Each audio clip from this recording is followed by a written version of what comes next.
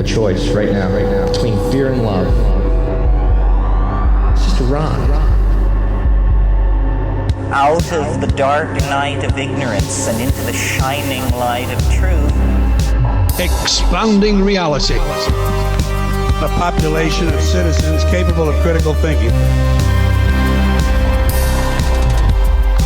We don't see things as they are, we see them as we are.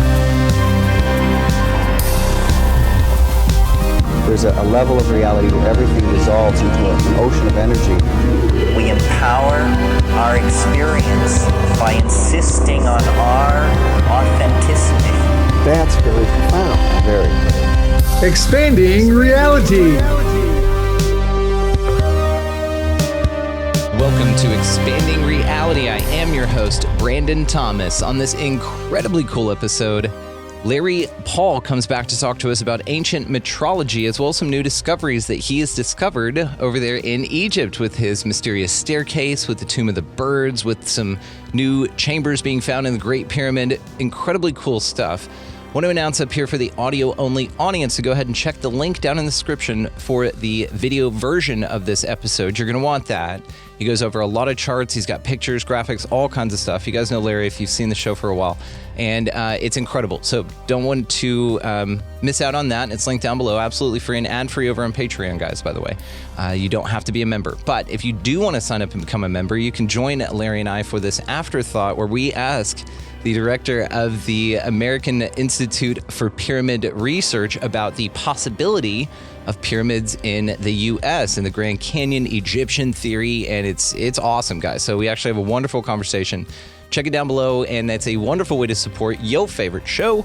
And one more announcement here. We do have an insider hangout that is normally reserved for the insiders that do sign up and value exchange with us on Patreon, which, by the way, thank you all for your support. We're having a blast over there. But I want to go ahead and extend this offer to everybody listening to this. If you happen to catch this before this Sunday, January 19th at 1 p.m. Central, we are going to go ahead and extend the link down below. It's going to be the very first thing up top. You're going to see a welcome to it, a reminder of the time, and the Zoom link. You guys click on that thing, join us this Sunday, January 19th, 2025, if you're listening to this, at 1 p.m. Central, and come hang out with me and Larry and the gang, and it's going to be a lot of fun. I want to just throw you guys the link to show you how much we love you and thank you for supporting us over the years. We're coming into, this is our 4th year of the show, which is really cool this month. So anyway, love you guys. Let's not wait on this conversation anymore. Just wanted to make those announcements up top, and thank you so much for your support and listening. But without any further ado, Larry Pahl. Welcoming back to the show, Larry Pahl. It is so cool to see you, man. How you been? Good to see you too, Brandon. Dude, it's so cool. You've got a beautiful background there. It's winter where I'm at, but and even in Texas here, we've got something blowing in here today, which is wild. Winter has finally come knocking, which is nice. But you look sunny and tropical. Where are you at, man? Yeah, I'm down Fort Pierce in Florida. I'm house and dog sitting for a friend of mine, and it's the second time I've been down to Florida where like the rest of the country was in a cold freeze, and then Florida's like the hot box, you know. So it's like I didn't plan it that way. I didn't like try to escape the Tennessee winter, but you know, that's what happened. So yeah, it is a blessing to be at a warm place right now. And well, thanks for sharing it. You know, if you guys are watching this and it's cold where you're at, just think of Larry. He's got, a mild sweater on, but it's not much. I think it's just more for show because it's nice. But man, it's so cool to see you. I know that there's a ton of things that you and I have to catch up on. I've got a ton of questions for you as always, man. I've been sharing the shit out of your videos over there on Sage Silent Instagram, which will be located down below, as well as the greatpyramid.org. You were the brilliant guy that went and bought all that stuff early on and snatched up all the good ones. Also the director of the American Institute for Pyramid Research. I've got some questions for you pertaining to American pyramids and why you're hanging out in Egypt so much, but we'll get to it because what you're doing over there is fantastic. So turning it over to you, man, what is new with you? What do you got going on? And again, guys, all the ways to find him and his 2 previous episodes will be linked down below. Well, I'm now using the time down here to tool up for the 2 adventures and tours I have planned in February. So I'm doing more administrative stuff. I have to force myself to get here because every day I'm searching for stuff. Like I truly am an explorer, and I'm searching, and I got to sort of stop myself and say, hey, you got some people that you need to get money from. You got to organize buses and stuff. So that's a harder thing for me to do. So I'm engaged in that now. But I did my last tour. I took some adventurers and went on a tour that's never been offered before in Egypt. I'm sure you could study every Egyptologist tour and all the, Smithsonian and everybody else. And I went to the 7 mysterious medium step pyramids that are in Egypt. They're pretty much north to south along the country, along the Nile. There's hardly anything written about them. If you do a search on the web, the 7 mysterious, step pyramids, you're not going to find anything. And so I'm just finishing now putting out the book of discoveries I made of those 7 pyramids. And so it's really kind of a wealth of information, and maybe we'll get a chance to look at a little bit of that today. But that's probably the most current thing that I'm working on. I also just put out a book it's on Amazon, and it's available worldwide, and it's called The Great Pyramid. It's called The Speed of Light in the Great Pyramid. So if you did a search on Amazon for The Speed of Light in the Great Pyramid, you'll find a book that I just had published internationally, and it's basically taking a scientific paper that I had the privilege of being published in Archaeological Discovery magazine. So I wrote an article about the speed of light in the Great Pyramid. I didn't think a scientific journal would take it, but I wrote it up as you would write up an article for a scientific journal, and they accepted it. And then I got thinking, well, yeah, I'm not making any esoteric claims. I'm simply saying that the length of the passages in the Great Pyramid happens to be the numbers in the speed of light. So left the explanations to whoever is reading it. And you've got cool stuff out there, the Hall of Truth, as it's called there. That's amazing, man. The discoveries that you've made have just been incredible, even catching Robert Grant's attention there. So you get a lot of really cool things going on for you, brother. I mean, I'm just really proud to know you. And every time, again, that we speak, you talk about these new cool things. We've got to get an update on the Tomb of the Birds. You've got this Holy Circle you've been working on. So I'm going to turn it over to you, brother. You've got so many cool things that you've been working on. So you just tell me where you want to go with this.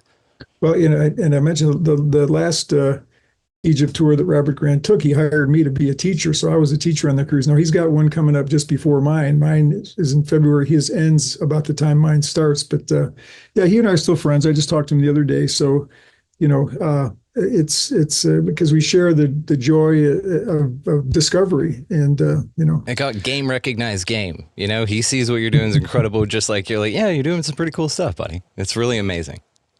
All right, so let's so here is the group of the people that went with me to the 7 mysterious step pyramids. This is part of them, and I mean, it's great when I hold something like this. I call it an adventure. So for me, the difference between an adventure and a tour is a tour has a set itinerary. We're going to stay at 5-star hotels, and it's a traditional tour. But the adventures, I stay more in inexpensive places, and I never guarantee an itinerary because I've always got places on the list that might not pan out. And I don't want you to say to me, "You promised we'd go there," and I always have to say, "No, I didn't promise we'd go there." I mean, we might go there, but we might not get in. So an adventure has a definite, smell and sense of Indiana Jones. If Indiana Jones really existed, and he doesn't, he'd go with us. He'd be with us. All right, he's leading them. His name's Larry Pahl. They just called him Indiana Jones in the movies. Yeah, and the thing is, there is a remarkable number of similarities. And, I'll be honest with you, I only have watched some of those Indiana Jones movies recently just because there's been such an association made with me. I never followed, Harrison Ford and all those movies, but I've seen some on like an airplane flights. If I have a choice, let me finally watch one of these things. And so there is a remarkable number of similarities because he's kind of an academic, Dr. Jones, and I've given presentations at major academic conferences, and yet I'm fighting with the authorities. He's always fighting with the authorities. My credentials are in order there, and I'm always trying to make discoveries. Where's the Holy Grail and stuff? So there's a remarkable set of similarities. The main dissimilarity though is he's fiction and I'm real. Yeah, and you're out there actually doing this, man. That's a major one. All right, so. I've got at the top of the screen here some different things I could talk about. See, these are discoveries that I recently made, and let's look at the mysterious staircase. You read my mind because we talked about it briefly in Tomb of the Birds, and you read my mind. So there you go. Yeah, so I'm not going to do a whole lot, but here's some of that crew that were with me there. So you can see the picture I took on the left is my picture. Can you get an idea for how scary and awesome this mysterious staircase is? I mean, until I took this crew that you're looking at here, I had only gone here myself. Now, anybody that finds where this is, and I never reveal the location, but anybody that knows where this is or can get there, that there's always a chance you're not going to be allowed to go there. Like, this is off limits, okay? And so every time I've been there by myself, it's always been, when are they going to catch me? When am I going to be kicked out? And I'm scared to death. Because by myself, and so I gained a new confidence when I had people with me, and I had some people that really had a good sense of what to help measure, because I didn't give a lot of fine tune. I just said, we're going to this crazy place. We go there and I started taking some measurements and stuff, and some other people jumped on it. And so we made some amazing discoveries. So let me show a couple things here. So this is a picture that's never, because I don't know of anything that's been done about the mysterious staircase. You're getting the first, elevation view of it that it's probably ever been shown. I drew this myself. So you see there's that opening in the earth there, and then you can see with the black part where the stagnant water is that's down there, and it's about 30 feet deep. I mean, you could definitely die down there. There's a bunch of stuff floating on the water. It smells stagnant. It's horrendous smelling. And if you got caught in some of that debris, you could easily drown there. So it is a very scary and mysterious place, okay? So here's another drawing that I did. So the square, the black square on the left of the screen there, that's the opening down, that's a square opening like a shaft. Then you've got some desert floor over it, and then the long rectangular black is the staircase going down. So I measured that. So notice the bottom measurement from the beginning of the stairs to the middle of the black square there, which is the shaft. It's 186.3 feet. The speed of light is 186,282 miles per second. I mean, I see there a plain, intimation of the speed of light, and which is a mysterious thing, and this staircase is mysterious.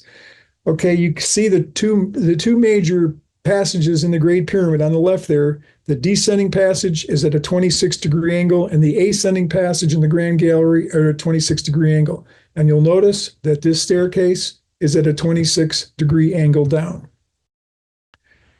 Again, this is the first time anybody's seeing this, because this is our work there. Okay, you've seen pictures of the Grand Gallery on the right, the most magnificent room probably in the world.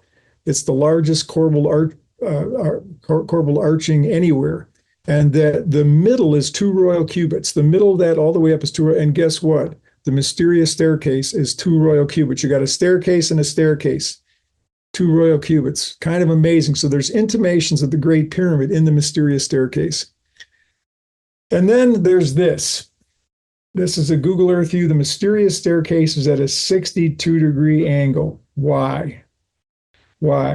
And so I've got a whole program about that, and it's called The Logo of Egypt. It's on my YouTube channel, and I don't know if we'll have time to go into, because I don't want to necessarily launch into that right now. Maybe I will in a bit. But so there's some of the mysteries of the staircase demystified, and just the few things I shared there. All right, so you mentioned the Tomb of the Birds, so let's look at that. So I'm going to click on the Tomb of the Birds here. I'm just going to, show some things quickly here. So here I am on the left, shocked to death that the Tomb of the Birds is open. When I went a little over a year ago, when my tour was all canceled just because of things that were going on in the Middle East, I said, well, I'm still going. I've got my plan. And so I had more time than I usually have, because I didn't have a group of people I was tagging around with me.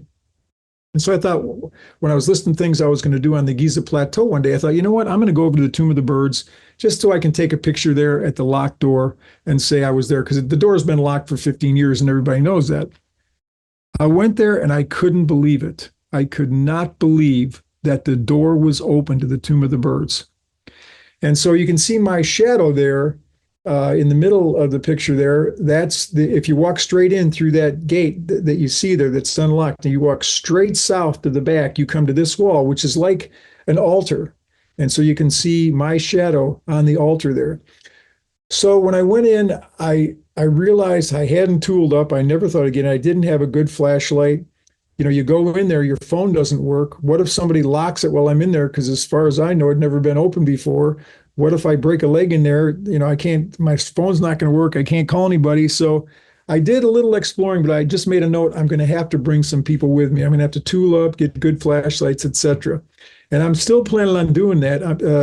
I'm not sure when your program's going to air, Brandon, but if this airs before February, anybody that wants to come with me, we're going to go back here and in February, just look on the website. So here's a couple things I found. So measuring that altar area there, you can see the white rectangle there.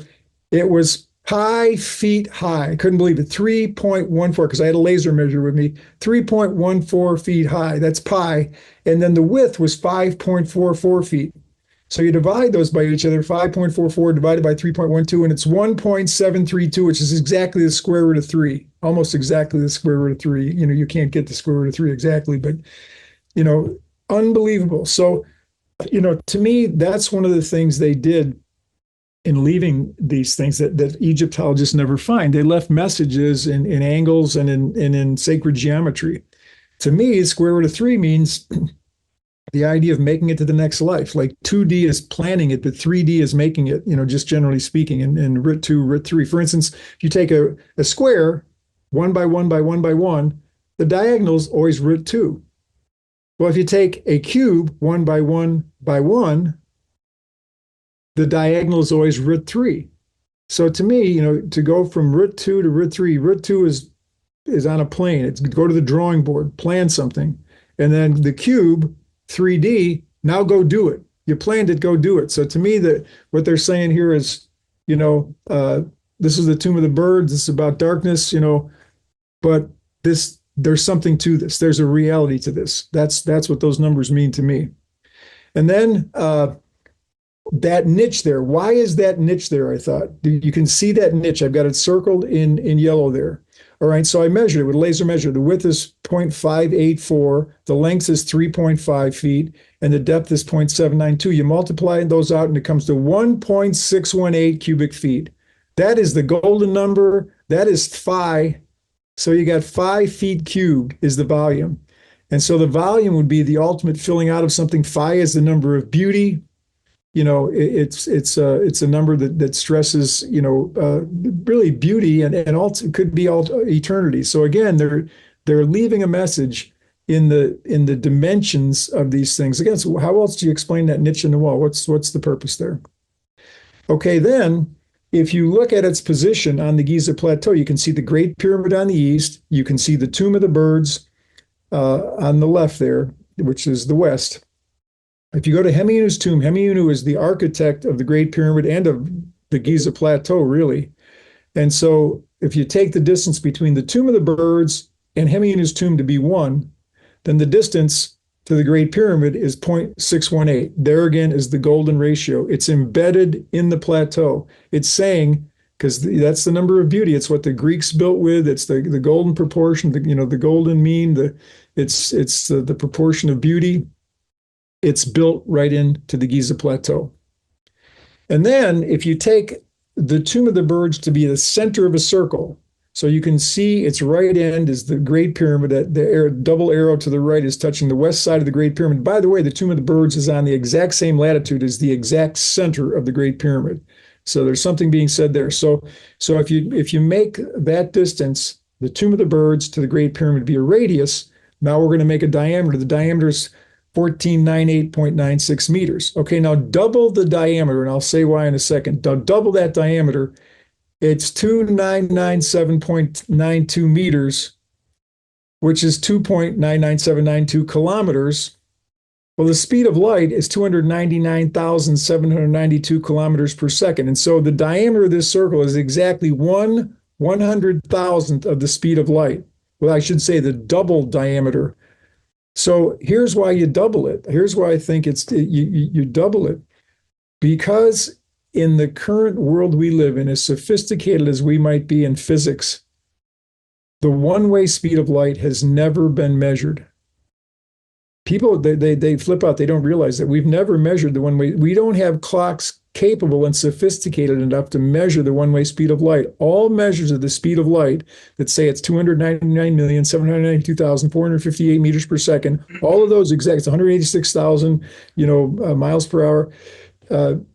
All of those come from measuring the reflected speed of light. You shoot it off from a place, you bounce it off something, and you measure it on its way back, because that way you're only using one clock.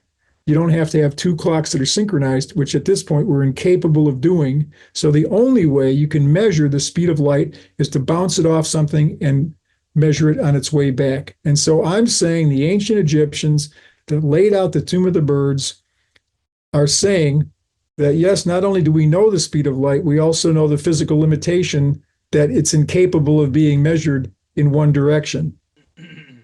You got to bounce it off and send it back. So that's something that fascinates me about this, is because as you're saying this, the limitations we find back then we still do today, even though they're remarkable. And some would say that we're in entropy, meaning that maybe they left us this because they could do it, but knowing that we would figure it out, but need the reflective because we wouldn't be able to. But it's also interesting to think about this on a grand scale. It still comes back to the cut wood, carry water. They were still limited to a degree, but still lived in a reality where we still face the same limitations and challenges. It's just really interesting, and it's reflected there.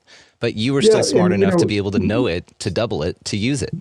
Yeah, you could, and I've just posted some things about the speed of light, and you always get the haters and the people, and not necessarily haters, but they come off like haters because they just tell you you're wrong and that you're stupid and stuff. And so one of them as well, that we know the speed of light is changing. Well, it's really, there's debates about that, but by and large, the way that we've defined the speed of light currently, it will never change. It's always going to, based on the current definition, it's always going to be the same. And one of the proofs to me, because, who are we? So Brandon, you and me go to these guys, these physicists, these brilliant guys that are arguing about if the speed of light has changed or not. What do we have? Well, here's what I have to take that discussion.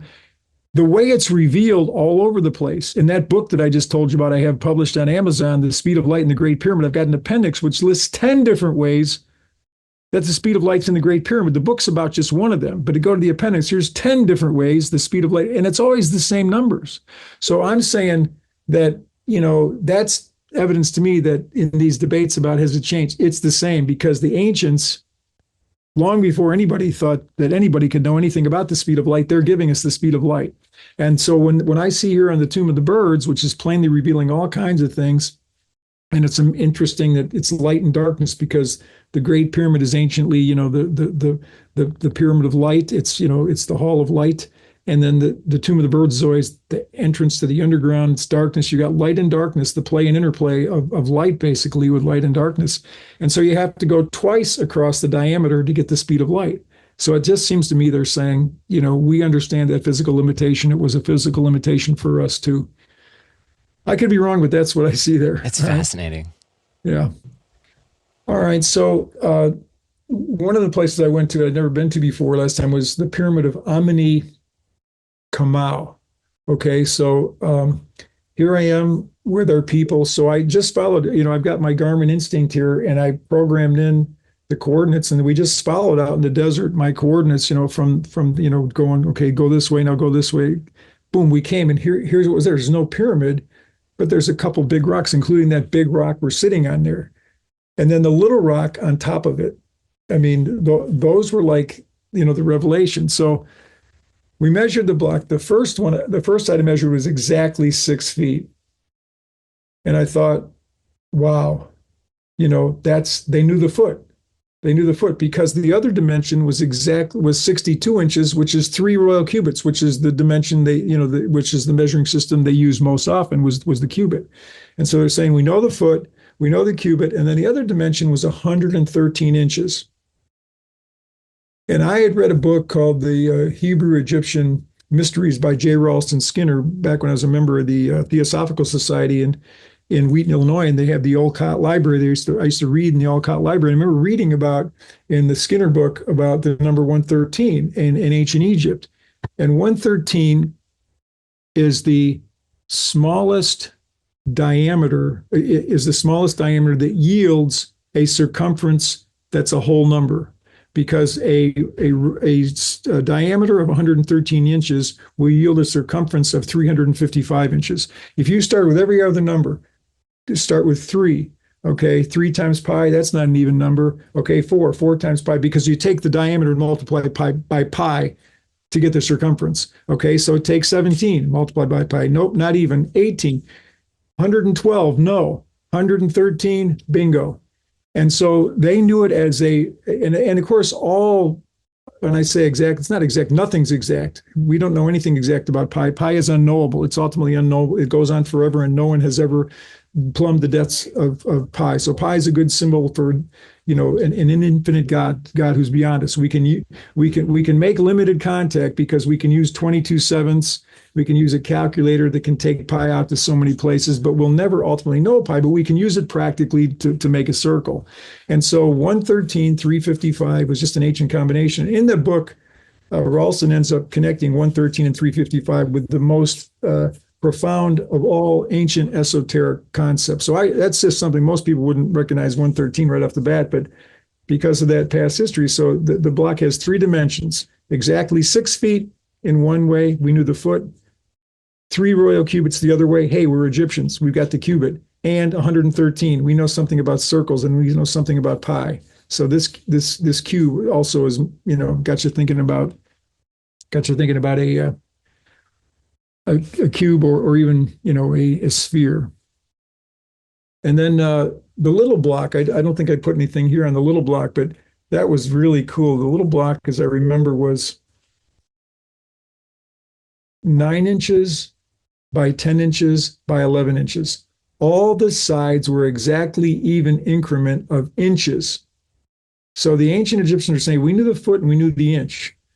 Some people always challenge me about that. As a matter of fact, I just posted a thing about, my find of the speed of light and the Great Pyramid. It's based on meters. The way I found it is meters. When you take the lengths of the passages in the Great Pyramid in meters, that's what equals the speed of light. People are saying, the meter was invented in 1799 by the French. And so that, you're all wrong. It's like, no, I'm sorry. The French rediscovered it. The meter is ancient. There's all kinds of examples of the meter being ancient. For instance, in the King's Chamber. Okay, the King's Chamber is 10 cubits by 20 cubits by 10 cubits by 20 cubits. Okay, so its circumference, its perimeter, I should say, is 60 cubits. Well, guess what? 60 cubits is 10 pi meters. They knew pi and they knew meters. And to take the wall of the King's Chamber, okay, it's 11.18 cubits high. It's the north and south wall. It's 20 cubits wide. You do the math, and the diagonal using the Pythagorean theorem is exactly 12 meters. So they got 2 places in the King Chamber where they're saying we knew the meter. This is long before 1799 when the French supposedly invented the meter. The meter's ancient. There's all kinds of evidence. And people, when they hit me up and say you're stupid, I usually say something back like, well, if all you're going to use is what you learned in 8th grade and Wikipedia, then great, you've got it. I'm wrong. So you have to make a decision somewhere if you're going to go where information teaches you. The metrologists, for some reason, are largely the ugly sister of modern science, and they're not accepted. The metrologists are the ones that to say John Neal, all done with mirrors, John Michel, A New View of Atlantis, Harry Sievertson, Measurements of the Gods, Algernon Berriman, Ancient Metrology. They all show that the meter's ancient. It's unquestionable. As a matter of fact, one thing that ancient metrologists show is that all ancient systems of measurement, and I mean all, Chinese, Sumerian, Mesopotamian, Greek, British, every system of measurement is connected by even integral fractions. It's not the king's foot was 12 meters long, and so no, there's none of that, old wives' tale stuff. Sacred measure is sacred. If you go to the Supreme Court, there are pictures of scales everywhere. This is holy. Scales, a pound has to be a pound everywhere a pound is sold. And so governments and sages have always been the one to control what the measurements are. And it's unbelievable, but they're all connected. And that's, maybe a story for another day, but they are. It's amazing. Okay. It's almost like a Rosetta Stone of sorts in stone, because it shows that they knew such a variety of techniques just by building it and leaving it there for you to find. It's just really interesting, man. Yeah, I mean, and who knew that, because there was a pyramid there at one time, that big block would be the only one left. Now, mainly, probably if you used a block that big, it's understandable that it would be the only one left. But there was just this big block and this little block sitting there. And it's like, wow. Well, and with the Somebody tales of planned that, that wasn't done by chance. 3 royal cubits, 6 feet, 113 inches. It's like there's a message there.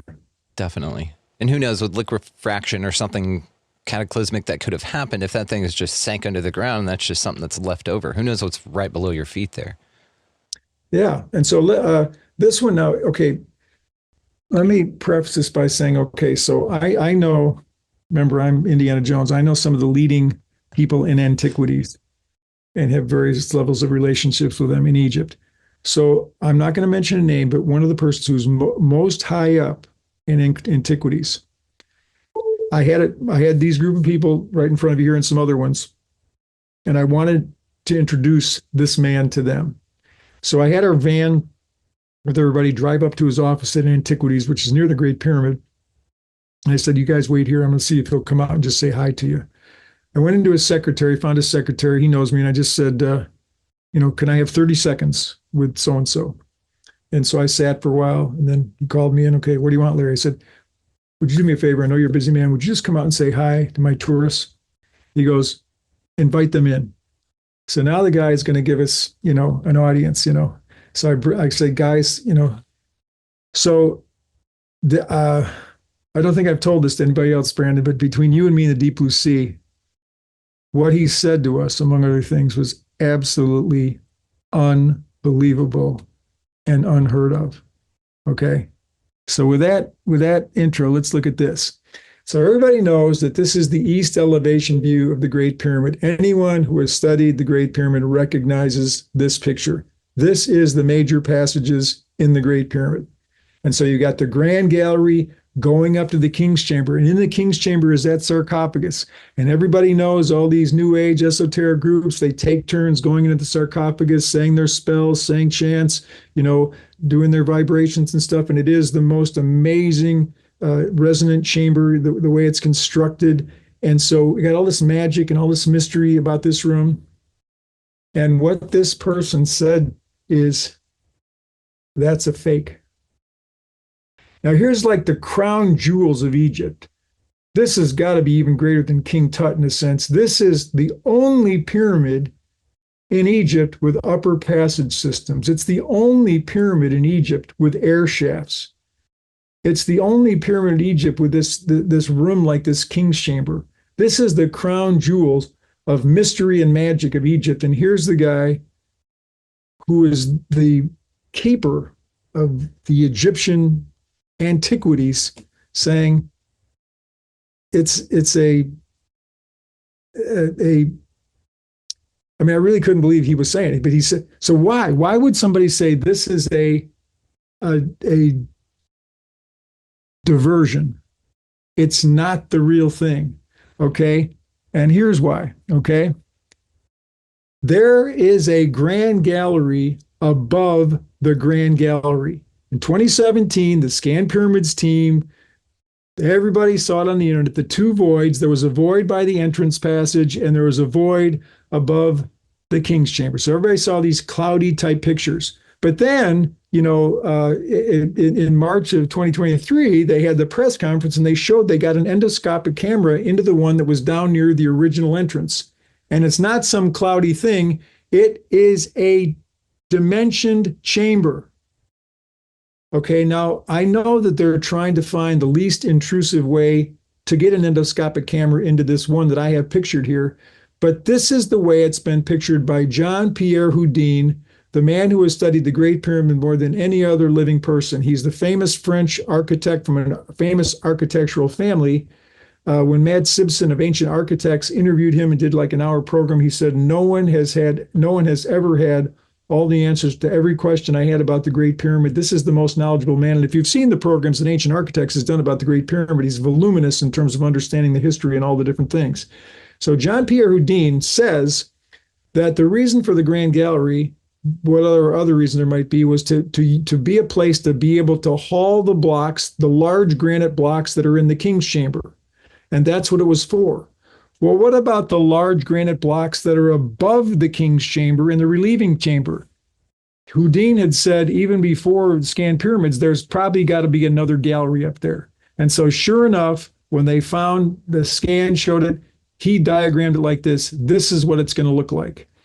And so I know that this top person in antiquities that I told you about, they all know about this. They know about the one that, was Zahiawas himself, the Grand Master of ancient Egypt, that led the press conference that talked about the endoscopic camera that got into the lower one, but no one showed the endoscopic camera of what's up there.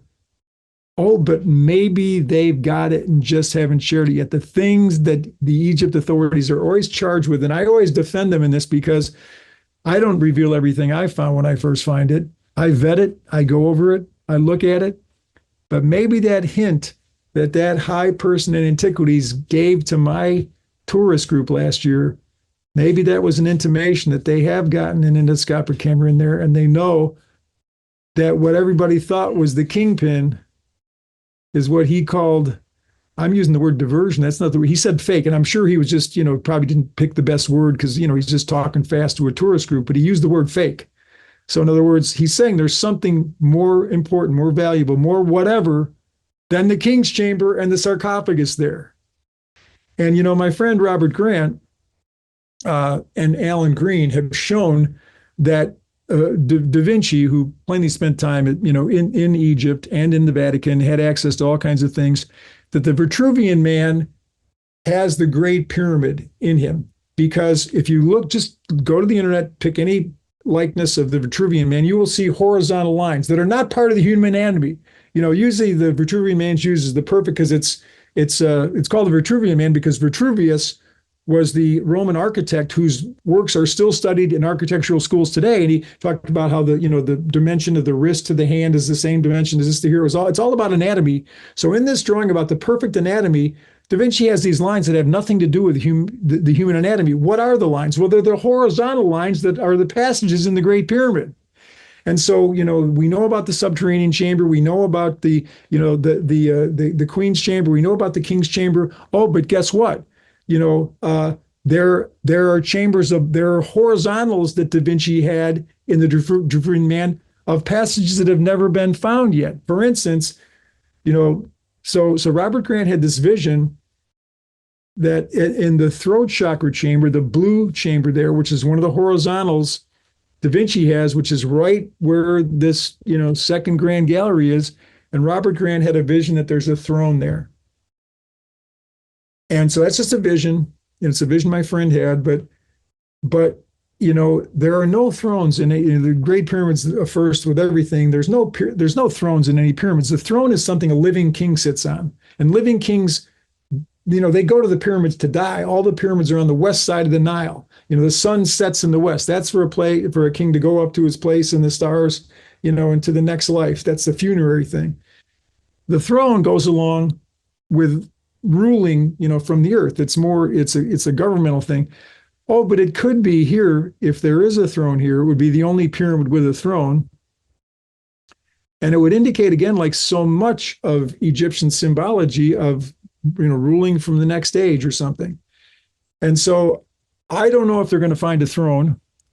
I sometimes answer questions on Quora because people have questions and I'm considered an expert in some areas. And so somebody just asked me, will the chambers, the great void, the chamber that's up there, will that ever be revealed? And I said, I think it'll be this year.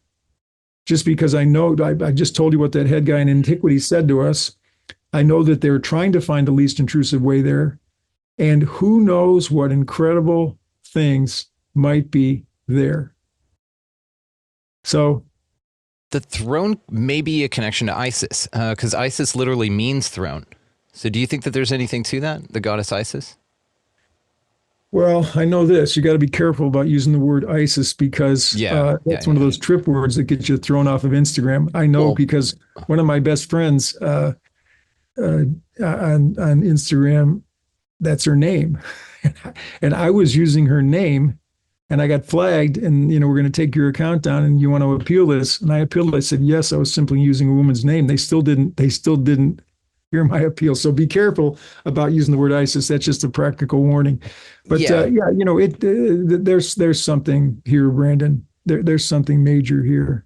For sure. And it's interesting, too, that new discoveries are being made in something that's right in front of our faces the whole time. I'm thinking of the outer planets and the connection to jumps in consciousness. And astrologers talk about this quite often as, it took us a minute to figure out that Neptune, Uranus, and Pluto were out there. But every time that we discovered a further out planet beyond our vision, right, something right in front of our face that we needed new technology to discover, we bumped in cognitive enhancement. We grew exponentially. So it's interesting to think that these things laying right in front of us that have new discoveries for us may also coincide with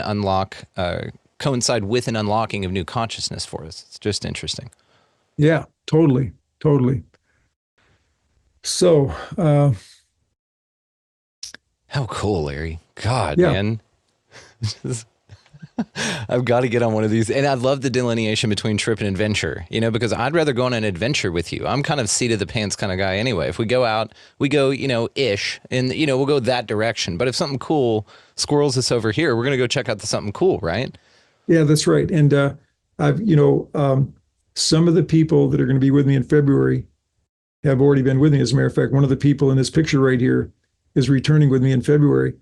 And this person is not going to get the same thing they got before because they're going to be going with me. And while we might go to I guarantee we're going to go to the mysterious staircase again. Like that, just like the Great Pyramid that we're pictured in front of here, never grows old to me. The mysterious staircase is just flipping awesome. Do you mind if we go back to that?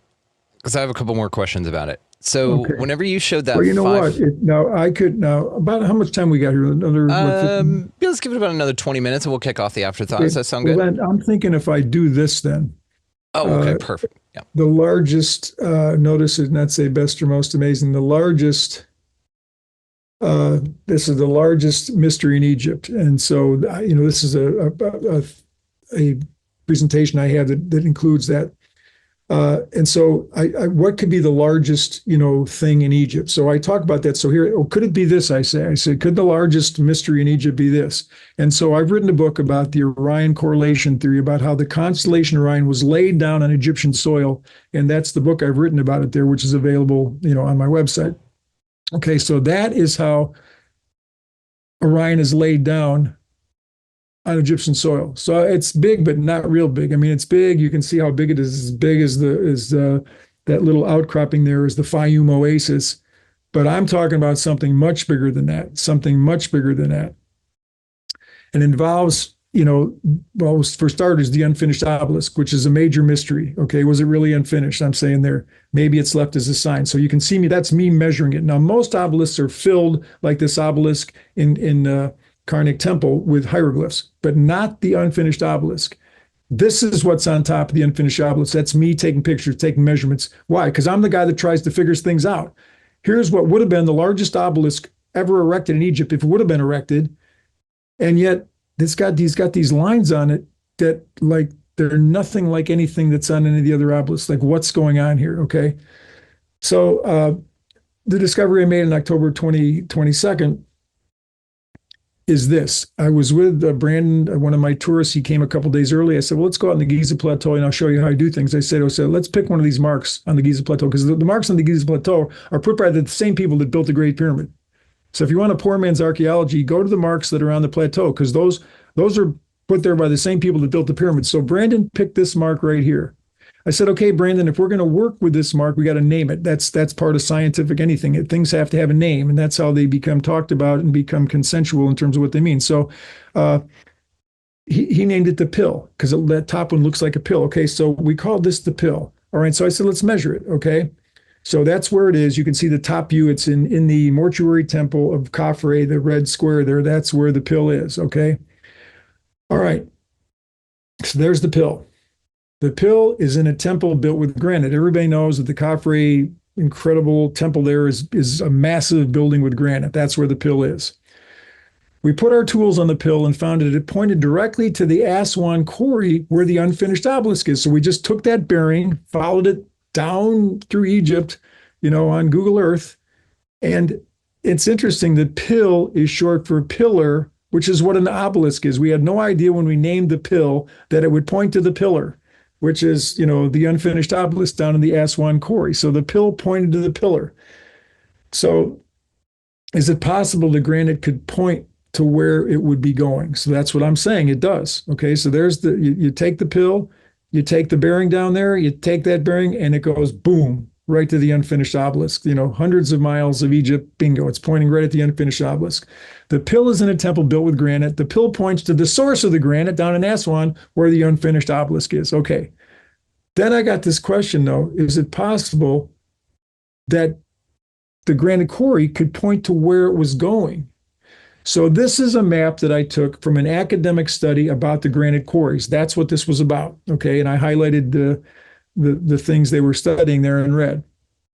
Okay. So let's draw a line through the obelisk. So there's the obelisk right there. There's the unfinished obelisk. Okay. That's it. They used to let people go on it. They don't now. They don't let people walk on it, but that's an old picture when people could walk on it. Okay. So we draw a line through it. That's just, east and west through, not east and west, but it's right through the center line of the unfinished obelisk. Okay. Now let's draw a line through the canals that this study was studying. Okay. So there's the canals right there. Oh, look, there's a fence line there. Fence lines are ancient. They mark ancient boundaries. So let's go ahead and follow the fence line. Oh, and guess what? Guess what? This is an exact elevation view of the Great Pyramid. It's exactly the angles of the Great Pyramid. So not only does the pill point down, it's pointing to where the granite came from, but here's the granite pointing to where it was going to go. It was going to go into the Great Pyramid. All right, we got this granite to the pyramids. Okay, so we've already seen this. The pill points to the unfinished obelisk, and then, from the quarry, it points back to where it was going, to the Great Pyramid ultimately. Okay.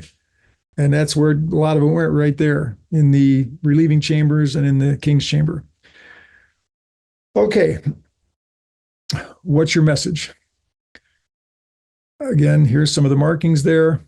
And so you can see some of the markings there, some of the markings there. That's me measuring. And I somehow got permission. You're not allowed to do this. I forgot if I paid somebody off or what, but somehow I got on top of this thing.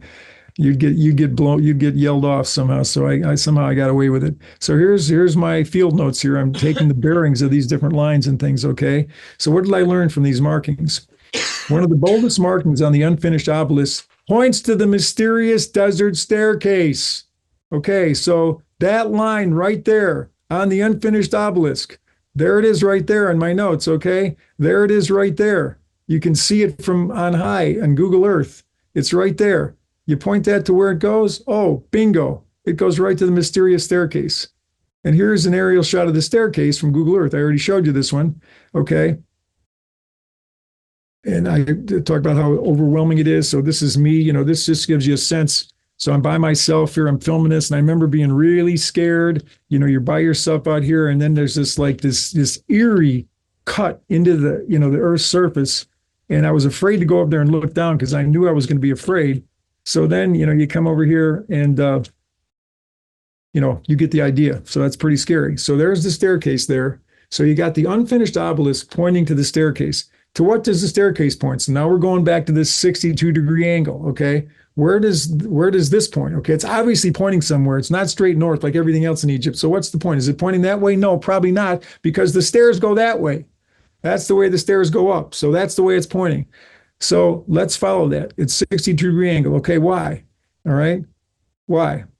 So there's north. Okay, so there's the borders of Egypt over there. You got Libya over there, and Sudan down there. All right, this is a big shot of Egypt. Okay, so we're going to come down there. That's where the 62-degree angle points. Okay, 62 degrees. What does it point to? Something was discovered here in 2008 with Google satellite imagery, something that's had been there 5,000 years. What was it? Is it, you want me to answer it? Okay. Well, it's 1 kilometer north of Sudan, 70 miles west from Egypt. It's the Qemau crater. Mm-hmm. It's this huge crater. Okay. And the mysterious staircase points to the Qemau crater in southwestern Egypt. Okay. And it just happens to be the width of the Grand Gallery. Is kind of an interesting side note there. There's the length of the Grand Gallery, and that's the Grand Gallery. So meteoric iron, which is obviously in that meteoric crater there. Ba, the Egyptian word for heaven, is the same word used to describe iron. And, in Egypt, meteoric iron equals heaven. It was valuable more than gold. They also believed the pharaohs were reborn as star gods composed of meteoric iron. From the pyramid text, it says the king's bones are iron and the king's measures are imperishable stars. So here's a treasure. It's obviously a treasure, okay? So there's the staircase right there, and there's the Qemau crater. This is the cross section of Egypt, okay? So if you take the angle of the staircase, the 26 degrees up that way, Robert Temple, in his book about the Sphinx, says that below the end of any golden angle of 26 degrees rise in Egyptian structures, though, will be a treasure. So if you take a 26 degree, then there are several of them in the Great Pyramid. And when you take it to its end, right below it, there's going to be a treasure. So if you take that, the Qemau crater, there's your treasure, okay? According to Robert Temple.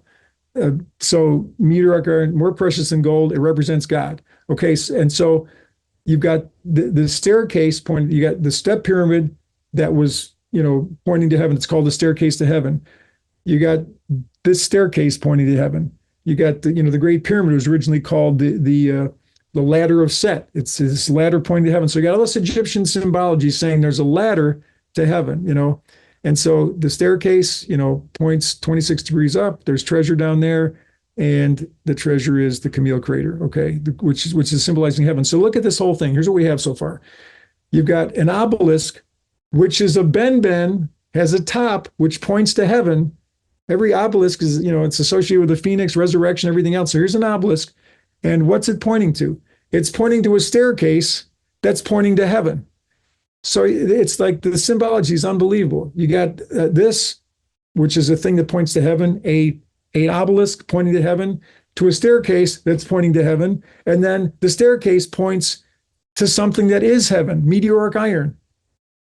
So and then this whole thing, this is a giant triangle. What's the most major symbolic thing in Egypt? Here, and I'm showing here how not only this, the unfinished obelisk also points to the Qemau crater. So I show you how here there's a definite vertice right there, and then there's an obvious, obvious spot in the obelisk there. It stands out. You can see it right there. Like, what's that? It's like something. Okay. So if you draw a line between this vertice here and through that points directly to the Qemau crater. So you got the obelisk pointing to the staircase pointing to the crater, and the obelisk also pointing. So that is a pyramid. That is a pyramid. And so I'm just saying, I call that the logo of Egypt because it covers almost the whole of Egypt right there, the logo of Egypt. So that is one of the mysteries of the mysterious staircase, okay? So now what was your question about that, Brandon? God, I mean, it's so fascinating too. I'm just still on it.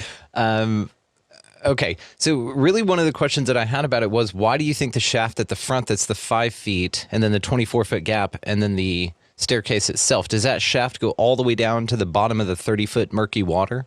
Or how deep does that fit? Well, theoretically, I think we did try and measure it. As a matter of fact, I know my partner Ed and I did. We had a rope, we put a weight on it, and we put it all the way down there. And so, yes, it does. And actually, we had one of the girls that's pictured there. Let's see if I can find that.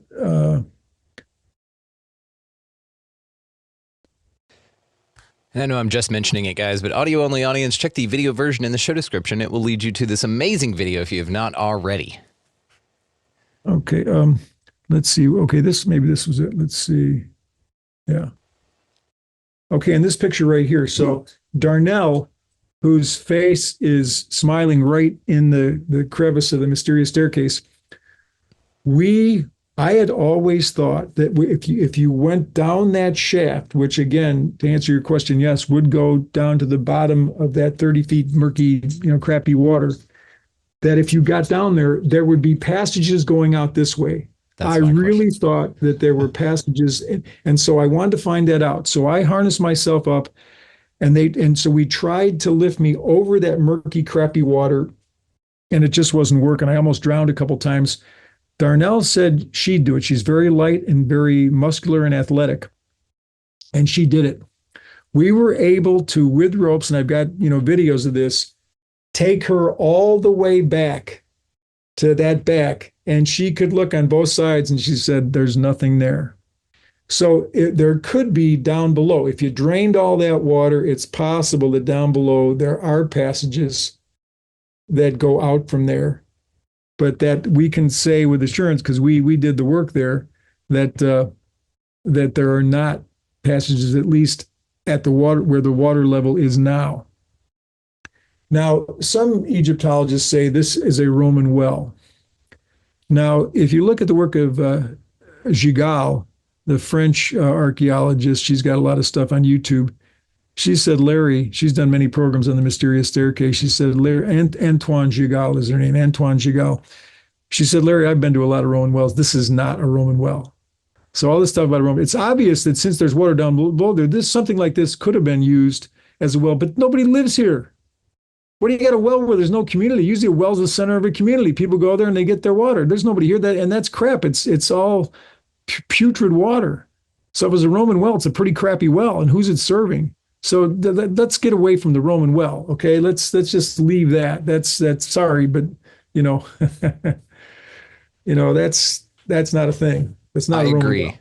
I still think there's something down there. I mean, when you said that there's 30 feet is a massive amount of space for something to be under, on the sides of any of that point down in the staircase or deep down below. Are you able to send ground penetrating radar or anything down there to see what's under the nasty murky water, to see if any direction there's anything?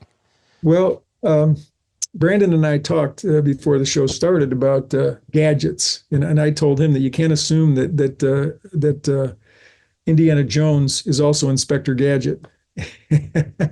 And so that's the thing we need to talk about then. Yeah.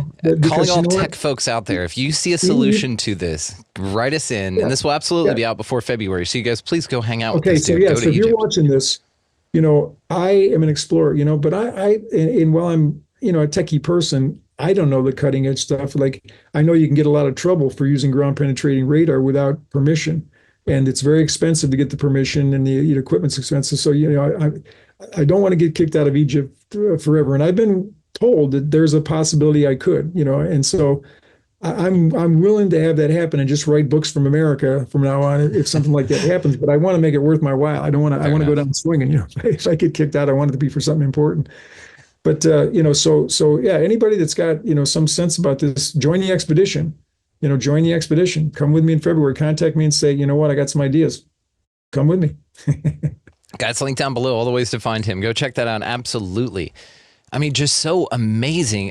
One more question about the mysterious staircase. There's a little notch. If you're looking down the shaft as it's coming towards you, so I guess that would be looking south, there's a little notch on the left side of it. Have you followed that out? Do you think that was just a cut from when it was being cut? Or do you see any significance for that little imperfection on the top there? Because I think it's interesting. Obelisk? What's that? On the unfinished obelisk you're talking about? Of the mysterious staircase. There's mysterious staircase. Yeah, there's a tiny notch off to the top of it. And I think it's interesting that you pointed out an imperfection and made a measurement to it, because I think that's fascinating. That's a way to hide something in plain sight. If you just use some sort of formula to show that there's an imperfection there, key in on that imperfection, and then measure from it a certain way, then that's a pretty interesting indicator. Okay, can you see it in this picture here? Mm-hmm. Can you see it? Yes, sir. If you look at the base of the shaft there, as we're watching the staircase, and actually your picture on the left is the best picture of it.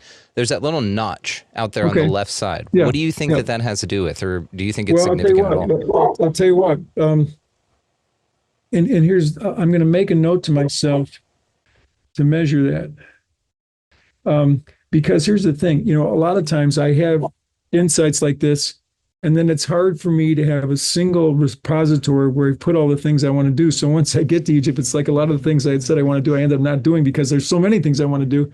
But I'm going to try and do that when we're there, just because you asked me about it, and we're not, I'm only a month away from being there. So, that's awesome. I could measure that, because what I do, you saw that we took measurements of its length. So it'd be interesting to see if that's at a, the golden proportion angle, or if there's something down below at that point. One thing I'd like to do, which will never be done, is to see how many stairs there are, because the stairs are not regular. We tried to find a pattern, and they're all dirty. They're filled with crap. So between where you can walk down to where the water is, even there, as you get closer to the water, it's all filled with sand and crap. And it would be hard, but it would be interesting to try and see what the pattern is, because I could tell stories. I did measure a set of stairs when I was at oh boy, what was I when I was in the UK? I'll have to remember that story. But I measured a set of stairs because it was critical to figuring something out, and they were different lengths, they were different heights, and I felt like there was a pattern that it was eluding me, and I never did totally solve it. But I ultimately wanted to just get the ultimate distance between the floors, between the first floor and the second floor, and so I got that just by adding all the stairs. I did get the dimension I wanted, but there's a pattern there, and so there's some kind of pattern here too. And it's hard, there's just not enough data, because it's too hard to get it. And if you spend a lot of time excavating, the authorities eventually do come out and they get you out of there, so it's why don't they just invite? Why don't they do it? Because when I published this book about the 7 mysterious step pyramids, I've got this stuff that I've discovered so far about the mysterious staircase. So I'm going to publish that, and I might try and publish it wider. So I hope to start the conversation. The fact that I got published in Archaeological Discovery gives me some hope I could probably, get some other things published. Usually I consider like I'm a renegade outside that normal scientific world, but why don't I, plow into it once in a while and take on those people, And so why don't they? Why don't they come in here and measure it and, get the pumps out here and, empty it and it's a fantastic, treasure of some kind. And it's so mysterious, nobody knows who built it. I may have an answer for you. What if the answer is simply because you're the one that they're waiting on to discover it? Like, it's your discovery. And maybe this also is why you're so compelled to come here. Like, this mysterious staircase seems to be put there just for you. And it'd be fascinating in some other life if you were the dude that cut the thing. But it's interesting whenever we talk about things like this, because we have another gentleman who's the version of you, but the South American version, this guy named Jose Miguel Perez Gomez. And this guy actually is in National Geographic next month for discovering a whole new civilization down there, dating back to 11,500 years ago. But that was the thing that he mentioned as well. He's like, why am I the one discovering this? Why didn't anybody else? And that's the answer, Larry, is because it was your discovery to discover, man. Everybody was waiting for you to discover it. That's honestly the answer.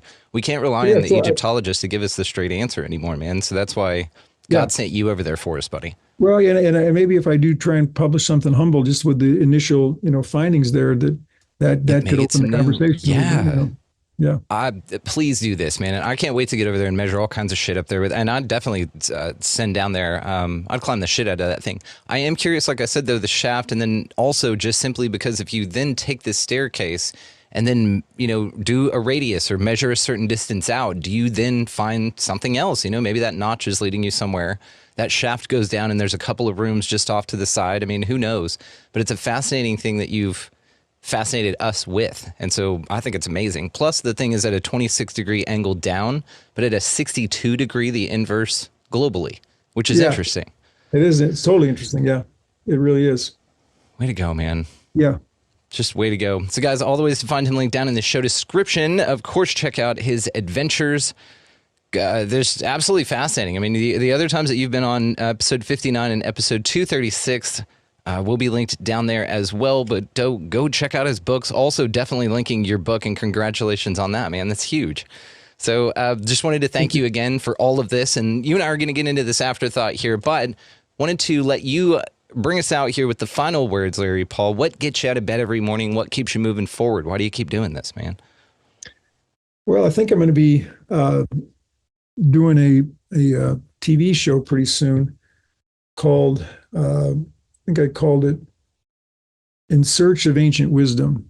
And that's what gets me out of bed in the morning. When I led a tour, a very successful tour to Stonehenge in the UK in October, that was the first time I'd ever done that. I'd always been, the American Institute for Pyramid Research, and I thought my life was going to be in Egypt. But then I saw so many connections between the Great Pyramid and Stonehenge. I had to go to Stonehenge.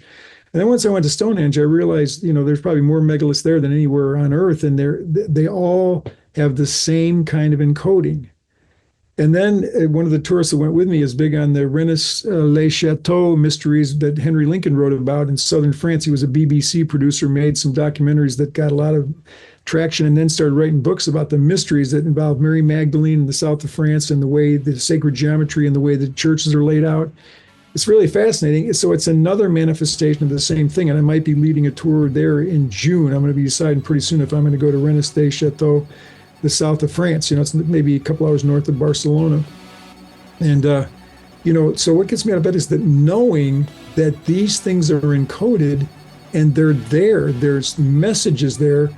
And if we don't, read the language and try and interpret it, it doesn't read itself.